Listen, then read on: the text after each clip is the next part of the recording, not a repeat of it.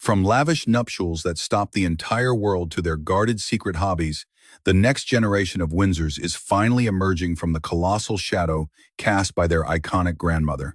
We are talking about the Wales trio, Prince George, Princess Charlotte, and little Prince Louis, who are growing up right before our eyes under the intense glare of the global spotlight.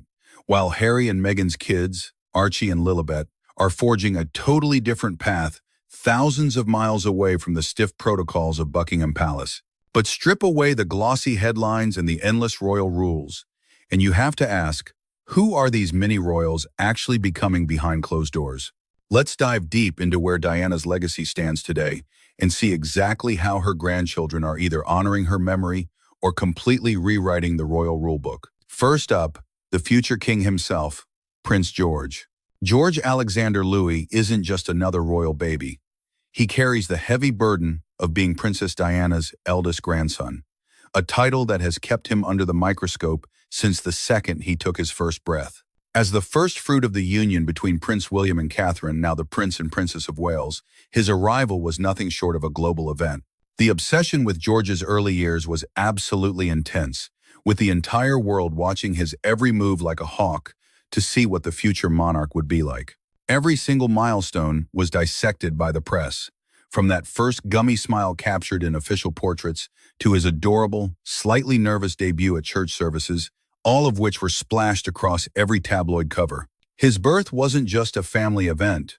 It was a massive PR victory for the British monarchy, signaling that the bloodline was secure and continuing the legacy of both William and the people's princess, Diana, for a whole new era. From day one, George has been swaddled in centuries of tradition, but also subjected to the blinding flashbulbs and relentless attention that come with the territory of being a top-tier Windsor. Fast forward to 2026, and George is hitting the big 1 to 3, entering those tricky teenage years where school life clashes with relentless public fascination. He is currently wrapping up his time at Lambrook School, that ultra-exclusive prep school in Berkshire that caters to the creme de la creme of British society. Lambrook isn't just about books.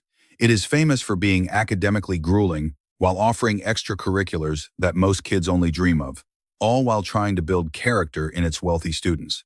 Inside those gated walls, George has managed to snag a slice of actual childhood, which is a carefully calculated move by his parents to let him just be a kid before the crushing weight of the crown starts pressing down on his shoulders.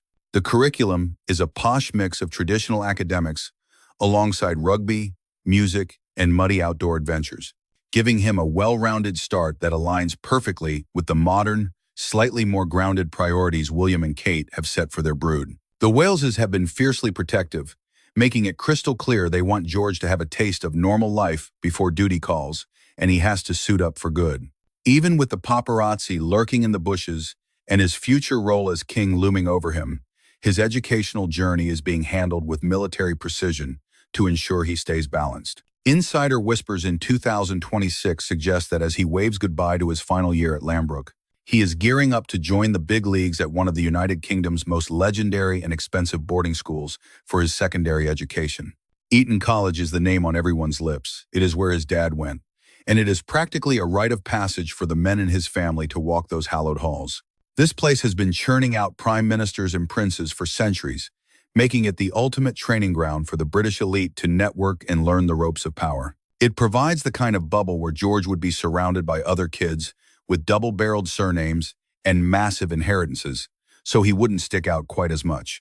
While the palace hasn't issued an official press release confirming the choice just yet, royal watchers and gossip columnists are tracking every school visit, knowing this decision shapes not just his grades, but his entire preparation for sitting on the throne one day. But don't let the stiff uniforms and rigid schedules fool you.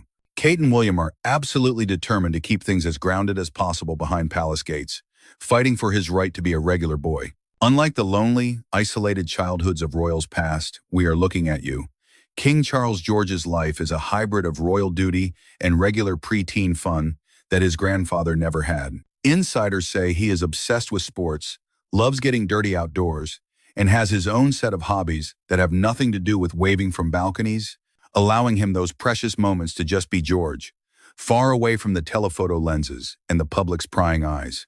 William and Catherine have had to walk a tightrope, acknowledging that yes, He will be the Prince of Wales one day and inherit a massive estate, but insisting that first, he needs to figure out who he is as a person, building independence and a thick skin to survive the royal fishbowl. This parenting style is a total departure from the chilly upbringing of the past, rooted in a modern vibe that puts mental health and happiness above protocol, ensuring he sees a bit of the real world before he is locked into a lifetime of royal service. We are finally starting to see peaks of his actual personality coming through in those birthday portraits and rare interview clips that the family releases.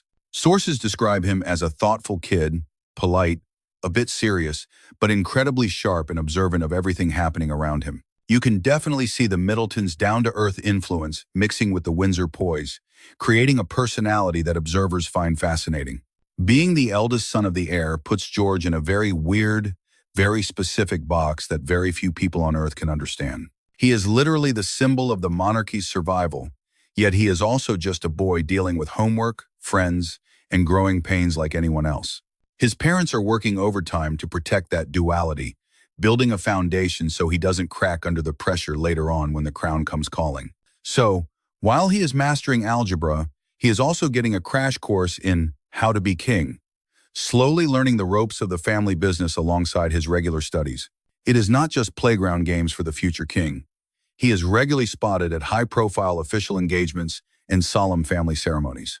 These aren't just photo ops, they are a crash course in the massive weight of responsibility that rests on the shoulders of a senior royal family member. Of course, the palace PR machine is working overtime to curate these appearances, ensuring the young prince dips his toe in without getting completely swallowed by the media circus.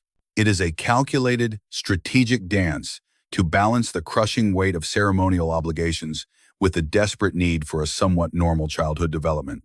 This slow drip exposure proves that William and Catherine are painfully aware of the toxic potential of growing up under the microscope of the global press.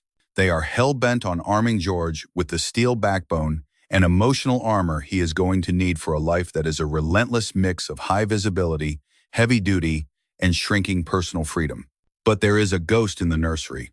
George's entire upbringing is heavily shadowed by the undeniable legacy of the past. We are talking about his late grandmother, Princess Diana, whose rebellious spirit and emotional intelligence still send ripples through the stiff upper lip of the royal family. Tabloids and royal fans alike can't stop comparing Diana's legendary warmth and ability to connect with the common man to the modern values George's parents are trying to drill into him. By watching how Diana's memory still holds the public in a trance, George is quietly learning a vital lesson about real power. He is seeing firsthand that true influence comes from empathy, genuine social responsibility, and actually caring about people, not just cutting ribbons. William and Kate are making it crystal clear that the crown isn't just a golden ticket to privilege, but a mandate to actually do some good in the world. It is a heavy burden, but it is the #1 lesson they want George to have burned into his psyche before he takes the throne. Then we have the firecracker of the family, Princess Charlotte Elizabeth Diana, the second-born powerhouse of Prince William and Catherine, the Princess of Wales. Carrying the name of the late Princess Diana, Charlotte isn't just a spare to the heir. She is a living symbol of that legacy while carving out a feisty path all her own. Fast forward to 2026, and the young princess has hit 11 years old, entering a brand new phase of growing up. She is navigating that tricky, bittersweet transition from innocent childhood into the stormy waters of the tween years, all while the cameras watch her every move. Even with a title and a palace, her daily life is surprisingly structured to keep her feet on the ground, fighting the royal bubble. It is a high-wire act, balancing the glitz of royal life with the messy, fun reality of being a regular kid, a testament to her parents' modern rulebook. When it comes to hitting the books, Charlotte has been following right in the muddy footprints of her big brother, Prince George. She is currently enrolled at Lambrook School in Berkshire, a posh prep school that demands serious academic focus while building character on the sports field. Lambrook isn't just about exams. It provides a sanctuary where Charlotte can dive into structured chaos and learn without paparazzi pressing against the glass. It fosters her intellectual side while letting her run wild with extracurriculars, ensuring she grows up to be more than just a figurehead. Her schedule is packed tight, mixing the boring stuff like math, science, and literature with the things that actually spark a child's soul. We are talking about creative arts, intense sports matches, and getting dirty in the outdoors, guaranteeing she gets a 360-degree education. The school's obsession with excellence perfectly matches William and Kate's mission to raise a strong, independent woman, not a delicate flower. They want to instill curiosity and killer confidence, giving her the kind of normal childhood memories that past royals could only dream of having. Being the only girl sandwiched between two brothers, Charlotte holds a very specific and powerful card in the Cambridge family deck. She keeps the boys in check and brings a necessary balance to the dynamic, and her parents are obsessed with letting her unique personality shine through. Royal watchers and body language experts constantly point out that Charlotte is sharp as a tack and doesn't miss a beat. She is observant and oozes confidence, traits that are being carefully watered and fed by her parents both at school and behind closed palace doors. Kate and William are working overtime to make sure Charlotte knows exactly who she is before the world tries to tell her who she should be. She needs to have a rock-solid identity to handle the inevitable duties that come with her bloodline without losing herself in the process. It is all part of the master plan to raise royals who are aware of the crown's history but are grounded enough to handle the spotlight without snapping. Looking into the crystal ball, the rumor mill is already spinning about where Charlotte's education goes next, and it is a hot topic. While George is likely destined for the hallowed, testosterone-filled halls of Eton College, just like his dad and uncle, Charlotte's path might veer left. Insiders are whispering that Charlotte is set to follow in her mother's stylish footsteps to Marlborough College, one of the UK's top-tier co-ed schools. Kate loved her time at Marlborough, praising its focus on leadership and creating well-rounded humans, so it is a natural fit for her mini-me. That holistic approach is exactly what the Princess of Wales wants for her daughter, heavily influencing the decisions being made behind the scenes right now. Sending her to Marlborough would send a huge message about continuity, prioritizing brains and character over stiff, old-school royal tradition. With this strategy, the prince and princess are ensuring their daughter gets the same high-level shots at success as her brothers. But at the same time, they are fiercely protecting her right to be her own person, with her own distinct interests and flair. But life isn't all textbooks and field hockey. Charlotte's upbringing is a carefully orchestrated show of public and private moments. The strategy continues to prioritize a seamless blend of exclusive private life and inevitable public duty, preparing her for the world stage. You will see her standing tall next to her parents and brothers at major royal events, handling the ceremonies and celebrations like a pro. These glitzy, high-pressure appearances are doing a lot more than just looking cute.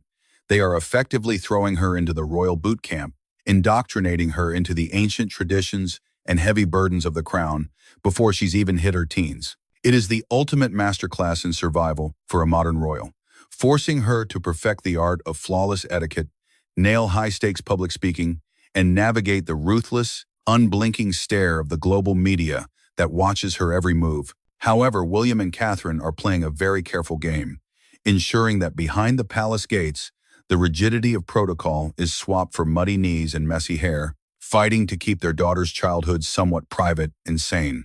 The Prince and Princess of Wales have consistently made it their absolute mission to fight for normalcy, drawing a hard line in the sand against the intrusion of the press to protect their brood's mental health. They are crafting a safe haven of unscripted chaos and secret family escapades far from the paparazzi's long lenses, desperately trying to raise Charlotte with actual self-esteem rather than just royal entitlement. And let's be honest, Charlotte's sassy and strong personality is finally starting to break through the stiff royal veneer, much to the delight of gossip columns and fans everywhere.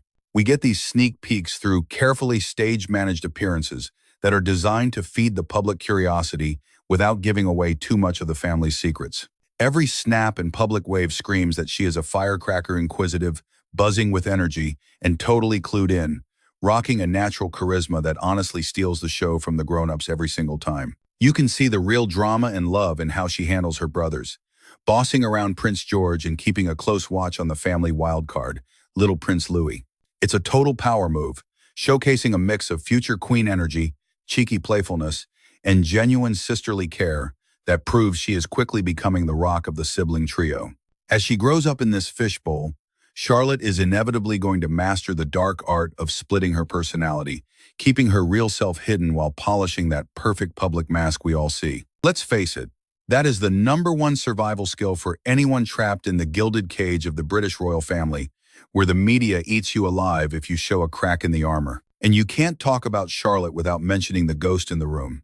The legendary legacy of Princess Diana hangs over her entire life in the most poignant way imaginable. Even though Diana has been gone for decades, her rebellious and compassionate spirit is practically part of the furniture in the Cambridge household, shaping their values on empathy and kindness. Carrying the middle name Diana isn't just a tribute, it is a heavy, beautiful burden that links her forever to the grandmother she never met, while the family's charity work keeps Diana's humanitarian crusade alive and kicking. So Charlotte isn't just being raised by the latest parenting fads.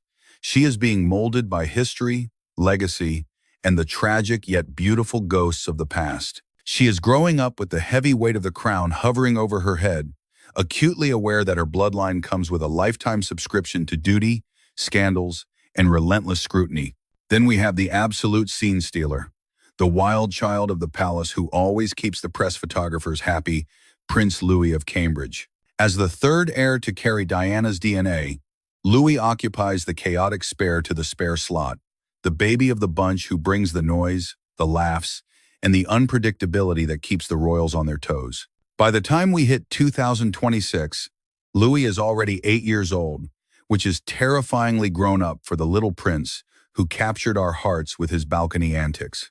He is diving headfirst into the grind of serious school life, yet he is still fiercely protected, allowed to revel in those messy, carefree years before the full weight of royal duty comes crashing down. Even though he's still just a kid, Louis is already elbowing his way into the spotlight, carving out his own cheeky niche within the firm that separates him from the heir and the spare dynamics. We are seeing a slow-motion reveal of his character to the masses, a masterclass in PR strategy that balances the need for privacy with the public's hunger for royal content. Just like his big bro insists, Louis is enrolled at the elite Lambrook School in Berkshire, a place that screams privilege, excellence, and old money. This isn't your average daycare.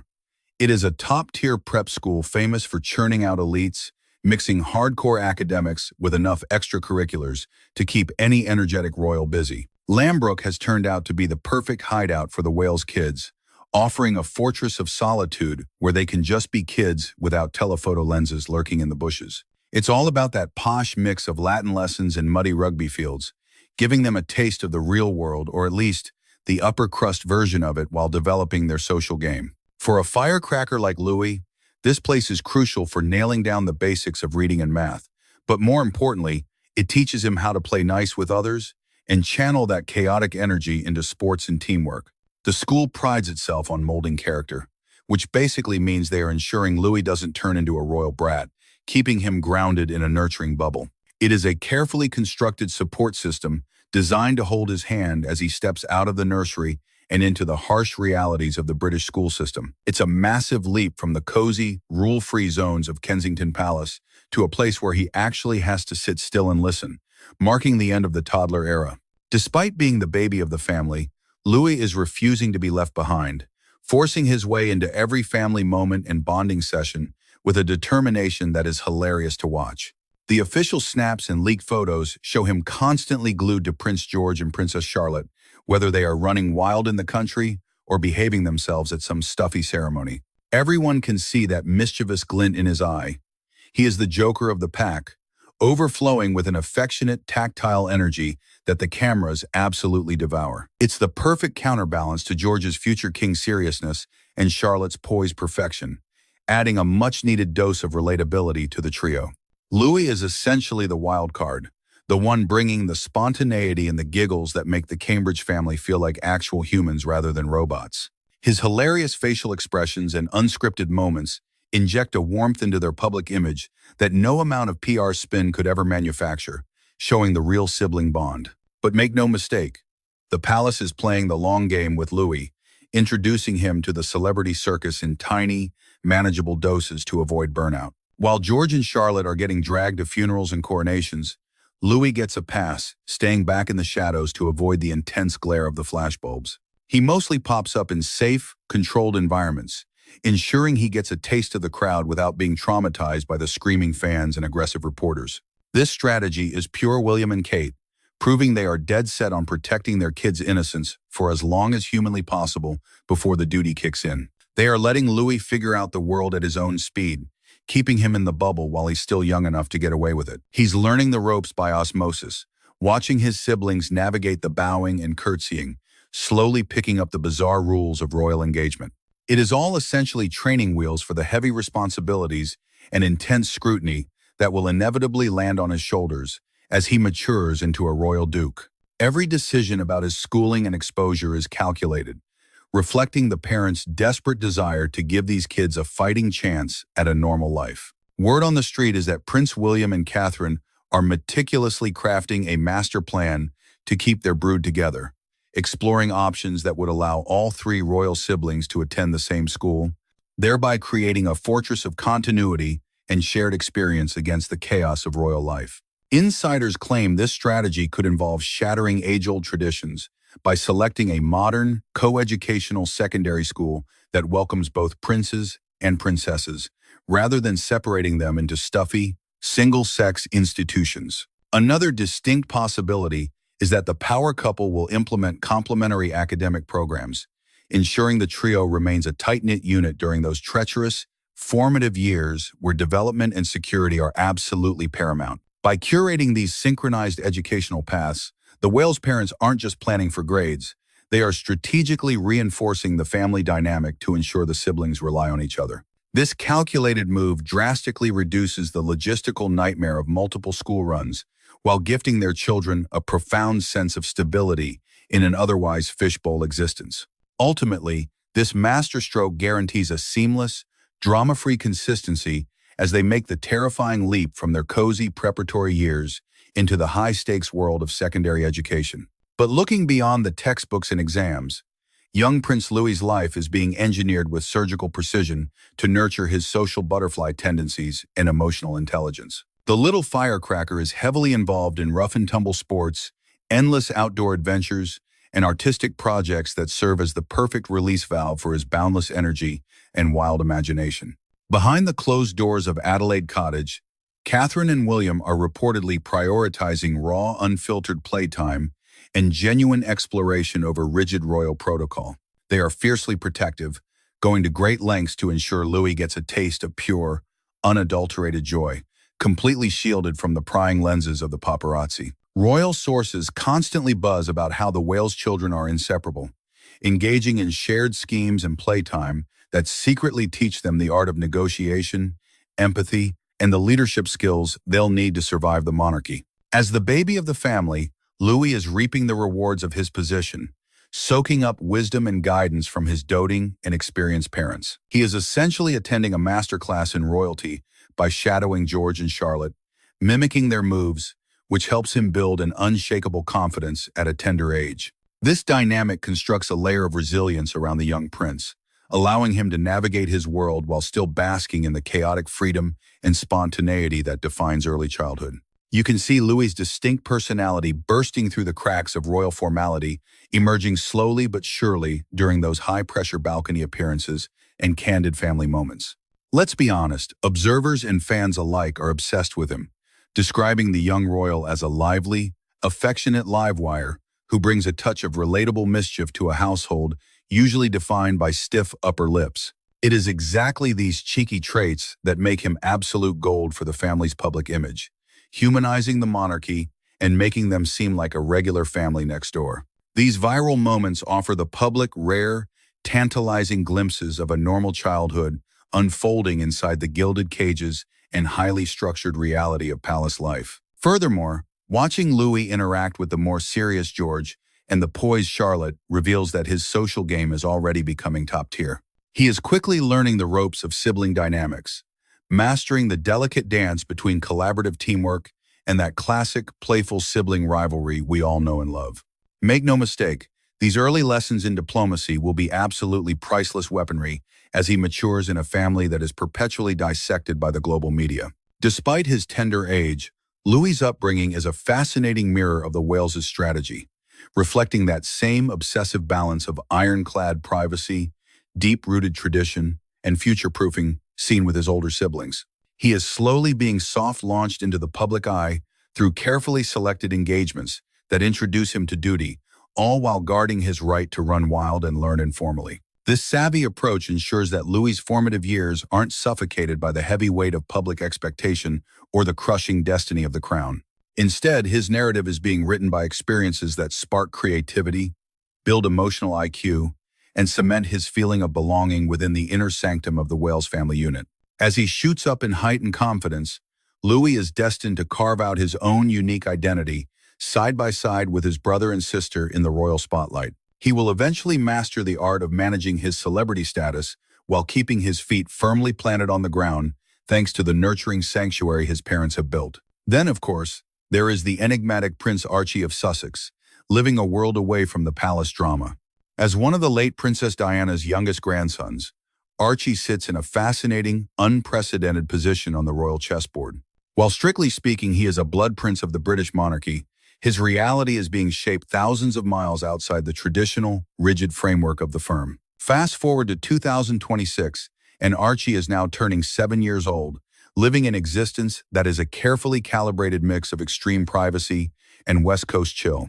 This lifestyle is a direct reflection of Harry and Meghan's fierce determination to shield their son from the toxicity of tabloids and raise him with something resembling normalcy. Archie is growing up behind the exclusive gates of Montecito, California, far removed from the gray skies of London.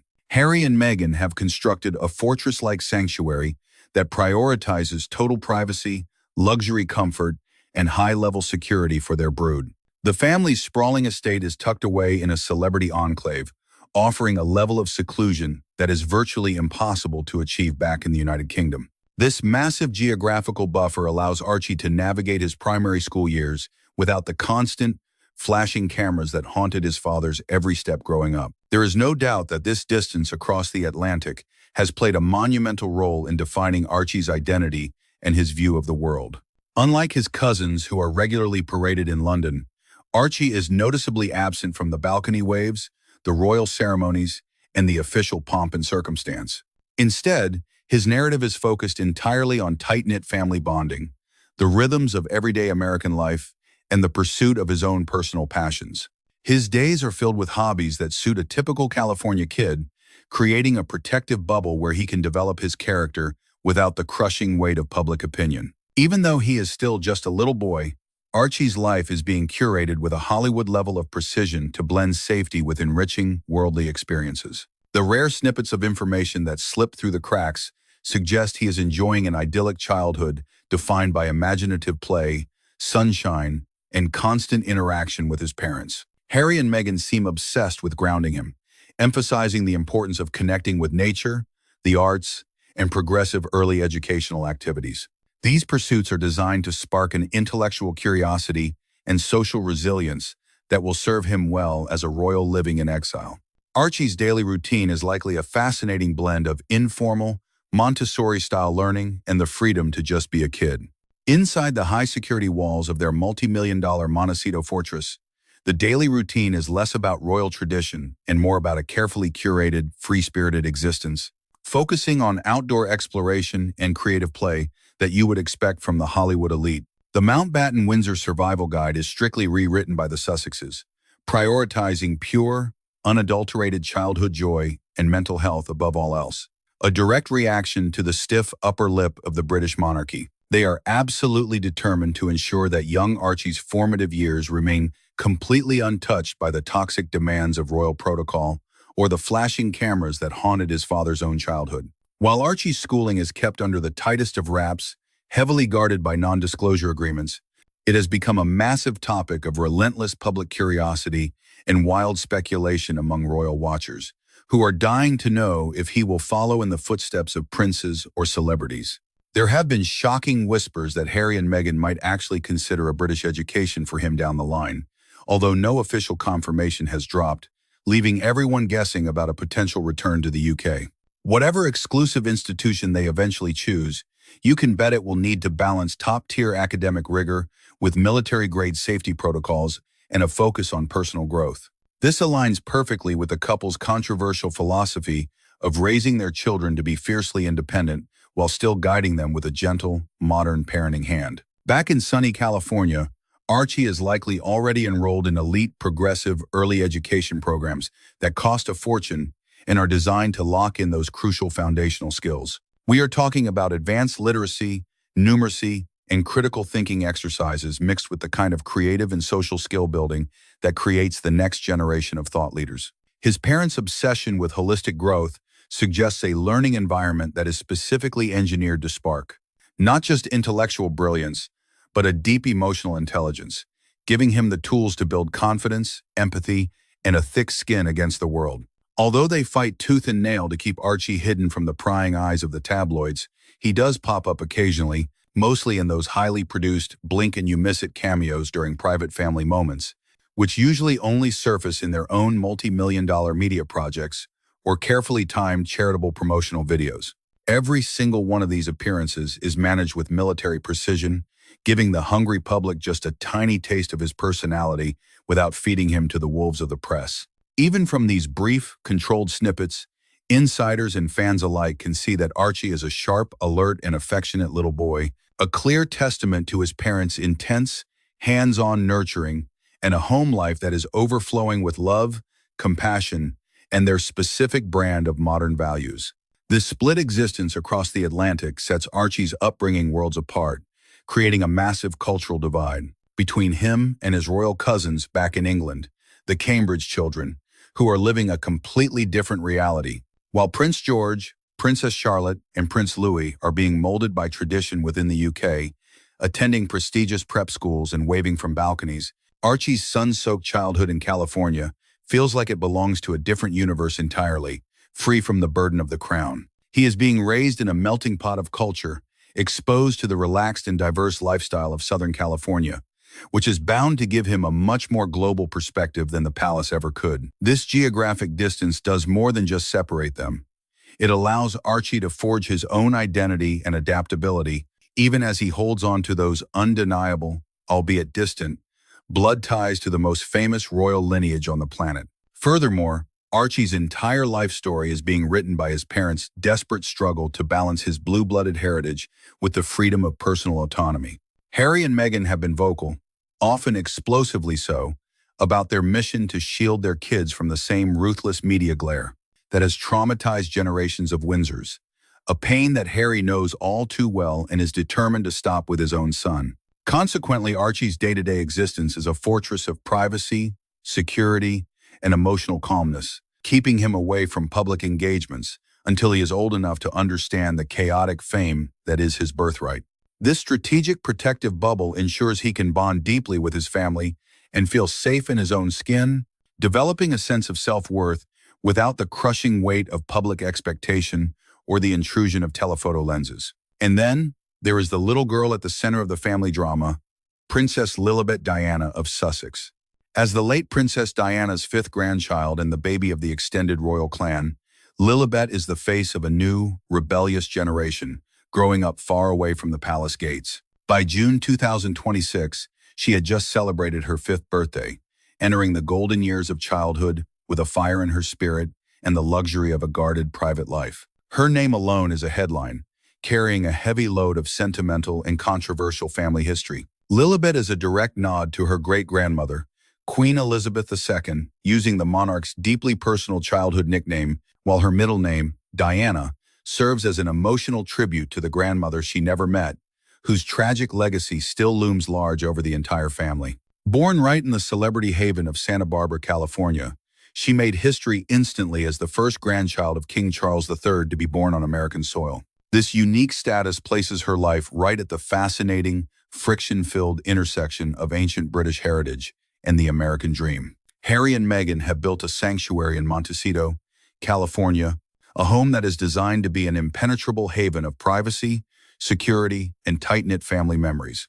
Inside this bubble, Lilibet has been gifted the rare chance to enjoy her toddler years completely removed from the intense spotlight that her cousins in the UK have to endure.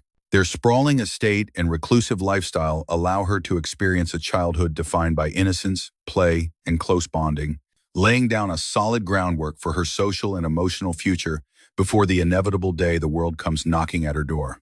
Just like her big brother, Prince Archie, little Lilibet is growing up under what is essentially a total media blackout. Her life has been kept under lock and key, remaining almost entirely invisible to the general public.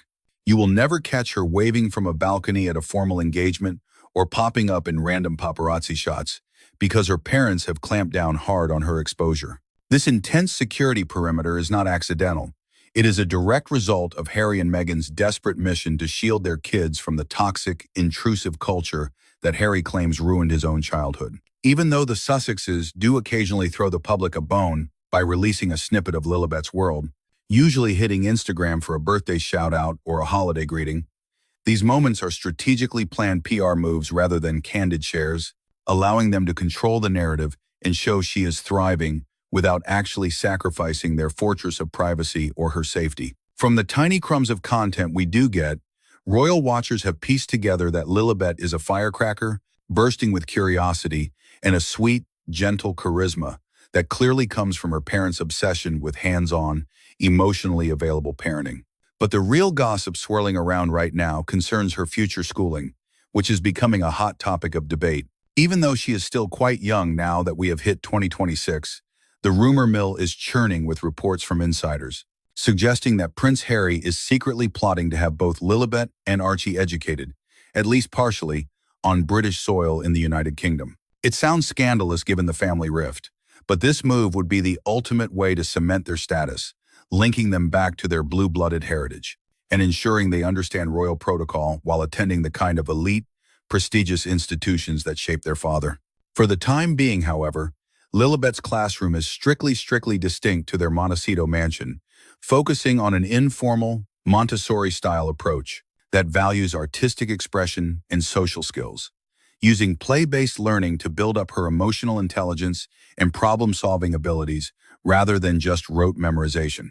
Harry and Meghan's philosophy is all about hyper-individualized attention and creating a safe emotional bubble, which is designed to raise a child who is confident, empathetic, and resilient enough to handle the spotlight later. Lilibet's entire upbringing is defined by this high-wire act her parents are performing, trying to balance her title as a princess of the blood with the carefree vibes of a California childhood. She is deeply integrated into a tight family unit, spending her days bonding, especially with Archie, in a dynamic that prioritizes exploring the outdoors and learning together as a team. These private sibling moments are critical, forming an unbreakable alliance between the two of them that will be their lifeline as they grow up in the public eye. The luxury Mountbatten-Windsor compound in California serves as her personal playground, offering endless space for running wild, while also exposing her to the arts and culture in a way that fuels her creativity and lets her express herself freely, all while remaining safely behind high walls that protect her from the flashing bulbs of the press. Yet, despite being a ghost in the media, Lilibet is a heavy hitter when it comes to royal symbolism. As the granddaughter of the iconic Princess Diana and the reigning King Charles III, she is the living bridge between the crown's duty and a personal legacy of rebellion and heart. Her name alone is a branding powerhouse, sitting at the intersection of Queen Elizabeth II, the matriarch who defined the monarchy, and Diana, the humanitarian superstar whose shadow still looms large over the entire family. Because of this, Lilibet's early years are not just about a cute kid growing up. They are historically significant, symbolizing the new era of royalty that prioritizes mental health and boundaries over stiff tradition, reflecting how the Sussexes are trying to rewrite the royal rulebook to include modern values of privacy and emotional wellness. Those carefully curated photos we see are proof that they are trying to raise her as an individual, not just a spare to the heir. She is being raised in a unique transatlantic bubble, blending the relaxed American lifestyle with the heavy weight of her British royal bloodline. This dual-culture upbringing, combining California freedom with the inevitable exposure to her aristocratic roots through family lore and potential future visits, is likely to make her incredibly adaptable and tough, qualities she is definitely going to need as she matures in a world that is obsessed with dissecting every move the Sussex family makes. So, what is your take on how Diana's grandchildren are being raised? Drop your hot takes in the comments section below. We hope you enjoyed this deep dive into the royal drama. If you did, smash that like button, share it around, and hit subscribe for more updates. Thanks for hanging out with us, and we will catch you in the next video. Bye for now.